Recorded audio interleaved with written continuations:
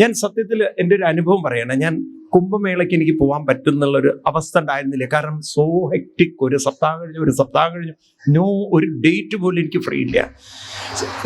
ഇത് തുടങ്ങുന്നതിന് മകരസംക്രാന്തി ദിവസമാണ്. അന്ന് ഞാൻ മാവേലിക്കര സപ്താഹത്തിലാണ്. അത് കഴിഞ്ഞതിൻ്റെ നെക്സ്റ്റ് ഡേ അപ്പോഴേക്കും മള്ളിയൂരിൽ പോവാതിരിക്കാൻ പറ്റില്ല. അവിടെ എല്ലാ വർഷത്തെ പ്രോഗ്രാമാണ്, കമ്മിറ്റഡ് ആണ്. അതിൻ്റെ നെക്സ്റ്റ് ഡേ അടുത്ത സപ്താഹം തുടങ്ങുകയാണ്. പിന്നെ ചെന്നൈയിൽ, ഞാൻ ഇങ്ങോട്ട് വരുന്നതിൻ്റെ തലേ ദിവസം വരെ ചെന്നൈയിൽ സപ്താഹമായിരുന്നു.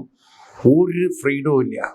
അപ്പം ഇനിയിപ്പോൾ ഇത് കഴിഞ്ഞ് നിങ്ങളുടെ മറ്റന്നാൾ പ്രോഗ്രാം കഴിഞ്ഞാൽ എനിക്ക് ഡൽഹിയിലാണ് പ്രോഗ്രാം. അപ്പം അതിൻ്റെ ഇടയ്ക്ക് ഒരു ഗ്യാപ്പ് ഉണ്ട്. അപ്പോൾ ഒരാൾ വന്നിട്ട് എന്നോട് ഒരു സ്വാമിജി നമുക്ക് കുംഭമേളയ്ക്ക് എങ്ങനെയെങ്കിലും പോകണം, സ്വാമിജി എന്നെ കൊണ്ടുപോകണം. ഞാൻ പറഞ്ഞു എനിക്ക് പറ്റില്ല, പോകാൻ പറ്റില്ലല്ലോ. അദ്ദേഹം പറഞ്ഞു അതൊന്നും അറിയണ്ട, എപ്പോഴാണ് ഡൽഹിയിൽ പ്രോഗ്രാം ഇന്ന സമയത്ത് അവിടെ സ്വാമിജി പ്രോഗ്രാമിന് എത്തിയിരിക്കും, അതിനു മുമ്പ് നമ്മൾ കുംഭമേളയിൽ കുളിച്ചിരിക്കുന്നു.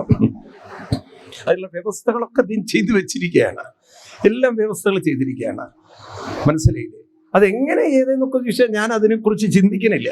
അപ്പം അവിടെ മുങ്ങണം എന്നൊരു നിയോഗം ഉണ്ടെങ്കിൽ അതിന് ഭഗവാൻ ഒരു വ്യവസ്ഥ ചെയ്തിരിക്കും, അതിന് ആരെങ്കിലും നിയോഗിച്ചിരിക്കും. അത് ഉറപ്പുള്ളൊരു കാര്യമാണത്. മനസ്സിലായില്ലേ?